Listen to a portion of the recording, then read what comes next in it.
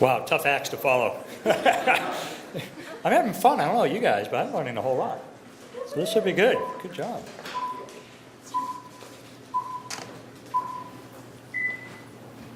Okay, good evening. My name is Dan Flint, and this is obviously a woman. And everybody wants her. And sorry, this is not a presentation about sexual desire or seduction or any of those things, but it is a form of marketing. But we're going to be talking about marketing of a different form. And the form we're going to be talking about is called shopper marketing. And shopper marketing is one of the most recent phenomenons in marketing right now. Shopper marketing is about, well, shopping. And shopper marketing deals with some issues these days that we haven't dealt with before in marketing and in business, and it's creating some unique challenges that we're trying to work on now. So tonight I'm going to talk to you a little bit about some of the research that we're doing here and that's going on around the country and what's going on with companies. What you've probably noticed if you like shopping is that shopping experiences have become far more complex than they were before.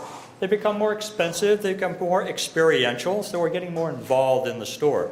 This requires us to be much more strategic in how we plan them, the way brands work with retailers and the way other ad agencies get involved. What this means is we have to know a whole lot more about shoppers, and since many of them are women, we're spending a lot of time understanding the female shopper, which means people like my friend Bridget Brennan have a lot of work to do because they're consultants who tell a lot of companies how to do this better. But a lot of companies don't really know what to do with the insights once they get them. Some don't even know how to generate insights. They think data are insights. What we do is spend a whole lot of time inside people's heads and inside how people do things. We draw on neurology, we draw on psychology, we draw on behavioral economics, we draw on sociology, human ecology, and you can go on and on, anthropology, trying to understand how people shop, why they shop, and what they think about when they shop. Shopping doesn't occur just in stores. Shopping occurs at home, and it occurs for men and women. So we spend a lot of time understanding why do people do what they do and how do they do what they do when they're shopping at home, whether it's through computers or through periodicals or through social interactions that they have. He's obviously having a good time.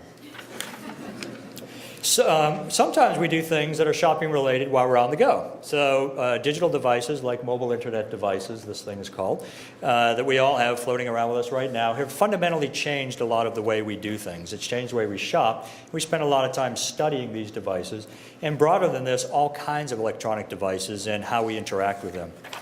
It also occurs in stores. So this is an example of Procter & Gamble working with one of their retail clients, fundamentally changing how they interact with specific shoppers at the specific retailer. This was a program around seeing the world through your baby's eyes. It was out of store, it was in store, it had to do with educating her. It wasn't about just selling her more stuff.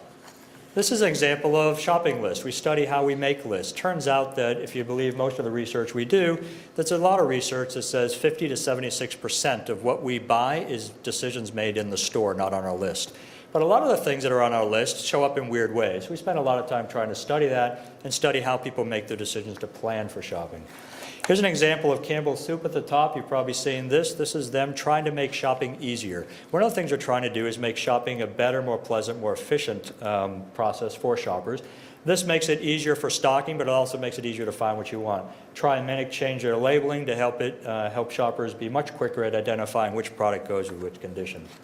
This is an example of strategic partnerships, and the top is between Pillsbury and Lucerne, and the bottom is a long-standing strategic partnership between Target and Coca-Cola. We could design entirely new products for specific clients, which complicate things, or we could just put a different shrink wrap around them, but the strategic partnerships are what lies behind a lot of what you see in the store. We spend a lot of time studying behavior, and behavior might be where people go in stores, where they go, how long they dwell in certain places. The bottom right, you're looking at eye tracking, so that's where people look when they look at particular parts of an advertisement. We understand a whole lot about shopping behavior, and it's probably freaking you out about now, but that's what we do. Those of you guys that love to go into Best Buy did some work with Victoria's Secret. She said that she was going to put every Victoria's Secret store next to a Best Buy so the guys can go in there and the women can go with Victoria's Secret. We spend a lot of money. But we're doing a lot of experiential stuff in stores. We're doing a lot with Levi's and JCPenney over on the right, designing clothes on an iPad and placing the order while you're there. So what this means is what we used to call integrated marketing communication. We used to mean we integrated print media with television, with digital. Now we're trying to make that much more sophisticated and take it all the way to the shelf. And it's pre-store, in-store, and out-of-store. We're trying not to communicate with us when we're doing other things, like consuming and living our lives, because that's annoying. What we're doing now is trying to figure out how do we do this similarly in certain stores, but how do we have to adapt it between Tesco in the UK versus Home Depot? How do we need to change things when we do it in Rio, we do it in Beijing? So as you look around the world, how people shop differently, we do different things, and we're trying to study those effects.